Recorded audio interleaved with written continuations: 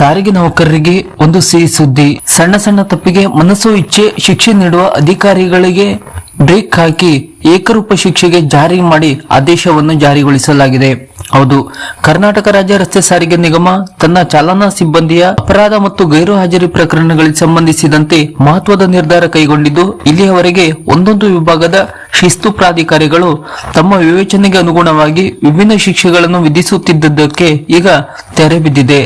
ರಾಜ್ಯಾದ್ಯಂತ ಎಲ್ಲಾ ಸಾರಿಗೆ ವಿಭಾಗಗಳಿಗೂ ಅನ್ವಯವಾಗುವಂತೆ ಏಕರೂಪದ ಶಿಕ್ಷೆ ತೆಗೆದುಕೊಳ್ಳಬೇಕು ಎಂದು ಹಿಂದೆ ಇದ್ದ ನಿಯಮವನ್ನು ತಿದ್ದುಪಡಿ ಮಾಡಿ ಸೋಮವಾರ ಅಂದರೆ ಆಗಸ್ಟ್ 10ರಿಂದಲೇ ಜಾರಿಗೆ ಬರುವಂತೆ ನಿಗಮದ ವ್ಯವಸ್ಥಾಪಕ ನಿರ್ದೇಶಕ ಕೆಬಿ ಶಿವಕುಮಾರ್ ಅಧಿಕೃತ ಆದೇಶ ಹೊರಡಿಸಿದ್ದಾರೆ.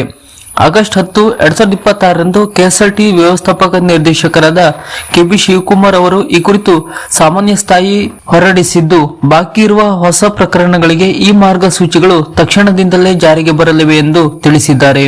ಇನ್ನು ಏಕರೂಪ ಶಿಕ್ಷೆಯ ಅಗತ್ಯವೇಕಿತ್ತು ಎನ್ನುವುದನ್ನು ನೋಡುವುದಾದರೆ, ಕೆಎಸ್ಆರ್ಟಿಸಿ ನೌಕರರ ನಿಯಮಾವಳಿ 1971ರಲ್ಲಿ ನಿರ್ದಿಷ್ಟ ಅಪರಾಧಕ್ಕೆ ಇಷ್ಟು ಶಿಕ್ಷೆ ಎಂದು ಸ್ಪಷ್ಟವಾಗಿ ನಿಗದಿಯಾಗಿರಲಿಲ್ಲ.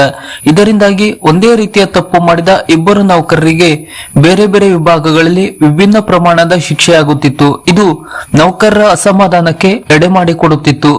ನೌಕರರ ಅಸಮಾಧಾನದ ಜೊತೆಗೆ ಇದು ನೌಕರರಲ್ಲಿ ತೀವ್ರ ಅಭದ್ರತೆ ಹಾಗೂ ದೂರುಗಳಿಗೆ ಆಸ್ಪದ ಮಾಡಿಕೊಟ್ಟಿತು. ಹೀಗಾಗಿ ವಿವಿಧ ನ್ಯಾಯಾಲಯಗಳು ಸಹ ಏಕರೂಪದ ಅಪರಾಧಗಳಿಗೆ ಏಕರೂಪದ ಶಿಕ್ಷೆ ಇಲ್ಲದಿರುವುದನ್ನು ಗಮನಿಸಿ ಆಕ್ಷೇಪ ವ್ಯಕ್ತಪಡಿಸಿದವು. ಈ ಹಿನ್ನೆಲೆಯಲ್ಲಿ ನೈಸರ್ಗಿಕ ನ್ಯಾಯ ಮತ್ತು ಪಾರದರ್ಶಕತೆಯನ್ನು ಎತ್ತಿ ಹಿಡಿಯಲು ನಿಗಮವು ಅನುಬಂಧ 1, 2 ಹಾಗೂ 3ರ ಅಡಿಯಲ್ಲಿ ಅಪಘಾತ ಪ್ರಕರಣಗಳನ್ನು ಹೊರತುಪಡಿಸಿ ಹೊಸ ನಿಯಮಗಳನ್ನು ಜಾರಿ ಮಾಡಿದೆ. ಈಗ ಹೊರಡಿಸಿರುವ ಆದೇಶದನ್ವಯ ಹೊಸ ಶಿಕ್ಷಾ ಪ್ರಮಾಣಗಳ ಸಮಗ್ರ ವಿವರ ಹೀಗಿವೆ. ಕೆಂಪು ಗುರುತಿನ ಪ್ರಕರಣಗಳು ಅಂದರೆ ಕಾಯಂ ನೌಕರರು ಮತ್ತು ತರಬೇತಿದಾರರಿಗೆ ವಿಧಿಸುವ ದಂಡದ ವಿವರ. 1ನೇ ಪ್ರಕರಣವಾದರೆ ಕಾಯಂ ನೌಕರರಿಗೆ 1,000 ದಂಡ ಅಂದರೆ ವೇತನದಿಂದ ಕಡಿತ, ತರಬೇತಿದಾರರಿಗೆ ಸುಧಾರಣೆಗೆ ಅವಕಾಶ, ಎಚ್ಚರಿಕೆ. 2ನೇ ಪ್ರಕರಣ ಕಾಯಂ ನೌಕರರಿಗೆ 2,000 ದಂಡ, ತರಬೇತಿದಾರರಿಗೆ 1,000 ದಂಡ. 3ನೇ ಪ್ರಕರಣ ಕಾಯಂ ನೌಕರರಿಗೆ 3,000 ದಂಡ, ತರಬೇತಿದಾರರಿಗೆ 1,500 ದಂಡ. 4ನೇ ಪ್ರಕರಣ ಕಾಯಂ ನೌಕರರಿಗೆ 4,000 ದಂಡ, ತರಬೇತಿದಾರರಿಗೆ 2,000 ರೂಪಾಯಿ ದಂಡ. 5ನೇ ಪ್ರಕರಣ ಕಾಯಂ ನೌಕರರಿಗೆ 5,000 ದಂಡ, ತರಬೇತಿದಾರರಿಗೆ 2,500 ದಂಡ. 6ನೇ ಪ್ರಕರಣ ಕಾಯಂ ನೌಕರಿಗೆ 6,000 ದಂಡ. 7ನೇ ಪ್ರಕರಣ ಕಾಯಂ ನೌಕರಿಗೆ 1 ವರ್ಷದ ವಾರ್ಷಿಕ ವೇತನ ಬಡ್ತಿಯನ್ನು 6 ತಿಂಗಳ ಅವಧಿಗೆ ಸಂಚಿತ ರಹಿತವಾಗಿ ತಡೆ ಹಿಡಿಯುವುದು. 8ನೇ ಪ್ರಕರಣ 1 ವರ್ಷದ ವಾರ್ಷಿಕ ವೇತನ ಬಡ್ತಿಯನ್ನು 1 ವರ್ಷದ ಅವಧಿಗೆ ಸಂಚಿತ ರಹಿತವಾಗಿ ತಡೆ ಹಿಡಿಯುವುದು. 9ನೇ ಪ್ರಕರಣ 2 ವಾರ್ಷಿಕ ವೇತನ ಬಡ್ತಿಯನ್ನು 1 ವರ್ಷಕ್ಕೆ ತಡೆ ಹಿಡಿಯುವುದು. 10 ಮತ್ತು ಅದಕ್ಕಿಂತ ಹೆಚ್ಚು 2 ವಾರ್ಷಿಕ ವೇತನ ಬಡ್ತಿಯನ್ನು 2 ವರ್ಷಗಳ ಅವಧಿಗೆ ತಡೆ ಹಿಡಿಯುವುದು. ಇನ್ನು 2ನೇದಾಗಿ ಗಂಭೀರ ಕೆಂಪು ಗುರುತಿನ ಅಂದರೆ ORMC ಪ್ರಕರಣಗಳು ಅಂದರೆ ದೊಡ್ಡ ಅಪರಾಧಗಳು. ಇದಕ್ಕೆ 1ನೇ ಪ್ರಕರಣಕ್ಕೆ ಕಾಯಂ ನೌಕರರು ಮಾರ್ಗ ಬದಲಾವಣೆ ಹಾಗೂ 7,000 ರೂಪಾಯಿ ದಂಡವನ್ನು ವಿಧಿಸಲಾಗುತ್ತದೆ. ಇನ್ನು ತರಬೇತಿದಾರರಿಗೆ ಮಾರ್ಗ ಬದಲಾವಣೆ ಹಾಗೂ 3,000 ದಂಡ. 2ನೇ ಪ್ರಕರಣ ಇದೇ ಪುನರಾವರ್ತನೆ ಆದರೆ ಕಾಯಂ ನೌಕರರು ವಿಚಾರಣಾ ಪೂರ್ವ ಅಮಾನತು, ಒಂದೇ ಘಟಕದಲ್ಲಿ ಮುಂದುವರಿಕೆ ಮತ್ತು 1 ವಾರ್ಷಿಕ ವೇತನ ಬಡ್ತಿಯನ್ನು 1 ವರ್ಷಕ್ಕೆ ಸಂಚಿತವಾಗಿ ತಡೆಹಿಡುವುದು ಅಥವಾ 10,000 ರೂಪಾಯಿಗಳ ದಂಡ ವಿಧಿಸುವುದು. ಇನ್ನು ಇದೇ ಪ್ರಕರಣದಲ್ಲಿ ತರಬೇತಿದಾರರಿಗೆ ಕರ್ತವ್ಯದಿಂದ ಹೊರಗಿಟ್ಟು ಇಲಾಖಾ ವಿಚಾರಣೆ ನಂತರ ಅದೇ ಘಟಕದಲ್ಲಿ ಮುಂದುವರಿಕೆ ಮತ್ತು 5,000 ದಂಡ.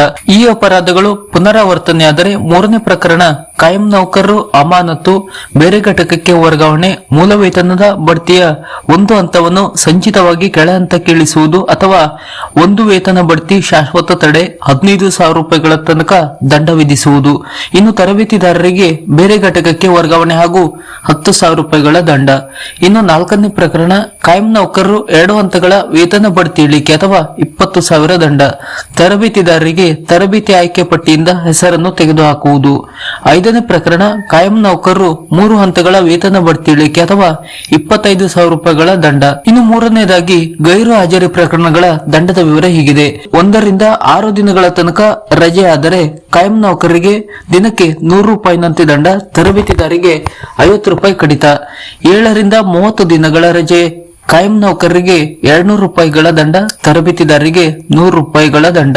ಇನ್ನು 31 ರಿಂದ 60 ದಿನಗಳ ರಜೆಗೆ 1 ವಾರ್ಷಿಕ ವೇತನ ಬಡ್ತಿಯನ್ನು 1 ವರ್ಷಕ್ಕೆ ತಡೆ ಹಿಡಿಯುವುದು ತರಬೇತಿದಾರರಿಗೆ ದಿನಕ್ಕೆ 125 ರೂಪಾಯಿಗಳ ಕಡಿತ, 65ರಿಂದ 90 ದಿನಗಳ ರಜೆಗೆ 1 ವಾರ್ಷಿಕ ವೇತನ ಬಡ್ತಿಯನ್ನು 2 ವರ್ಷಕ್ಕೆ ತಡೆ ಹಿಡಿಯುವುದು, ತರಬೇತಿದಾರರಿಗೆ ದಿನಕ್ಕೆ 150 ರೂಪಾಯಿಗಳ ಕಡಿತ, 91ರಿಂದ 180 ದಿನಗಳ ರಜೆಗೆ ಶಿಸ್ತು ಕ್ರಮ ಜರುಗಿಸಿ ಮೂಲ ವೇತನದ 1 ಹಂತ ಕೆಳಗಿಳಿಸುವುದು, ತರಬೇತಿದಾರರಿಗೆ ಅವಧಿಯನ್ನು 3 ತಿಂಗಳು ವಿಸ್ತರಿಸುವುದು.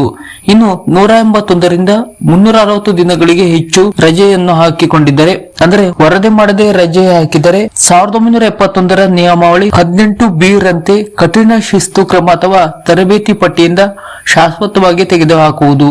ಈ ಹೊಸ ಮಾರ್ಗಸೂಚಿಗಳಿಂದ ಶಿಸ್ತು ಪ್ರಾಧಿಕಾರಿಗಳಿಗೆ ನೌಕರರ ಹಿಂದಿನ ನಡತೆ, ಅಪರಾಧದ ಇತಿಹಾಸ ಮತ್ತು ವಾಸ್ತವಿಕ ಪರಿಸ್ಥಿತಿಯನ್ನು ಆಧರಿಸಿ ಸೂಕ್ತ ನಿರ್ಧಾರ ಕೈಗೊಳ್ಳಲು ಸಂಪೂರ್ಣ ಅವಕಾಶ ನೀಡಲಾಗಿದೆ.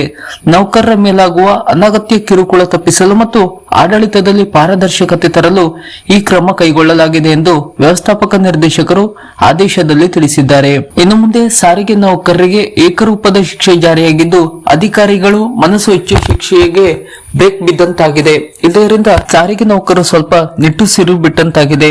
ಈ ಬಗ್ಗೆ ನಿಮ್ಮ ಅನಿಸಿಕೆ ಅಭಿಪ್ರಾಯಗಳನ್ನು ಕಮೆಂಟ್ ಬಾಕ್ಸ್ ನಲ್ಲಿ ನಮ್ಮೊಂದಿಗೆ ಹಂಚಿಕೊಳ್ಳಿ. ಹಾಗೂ ಸಾರಿಗೆ ನೌಕರರಿಗೆ ಸಂಬಂಧಪಟ್ಟಂತಹ ಇತರದ ಹೊಸ ಅಪ್ಡೇಟ್ ನ ಮಾಹಿತಿಗಳಿಗಾಗಿ ನಮ್ಮ ಚಾನೆಲ್ ಅನ್ನ ಸಬ್ಸ್ಕ್ರೈಬ್ ಮಾಡಿ. ನಮಸ್ಕಾರ.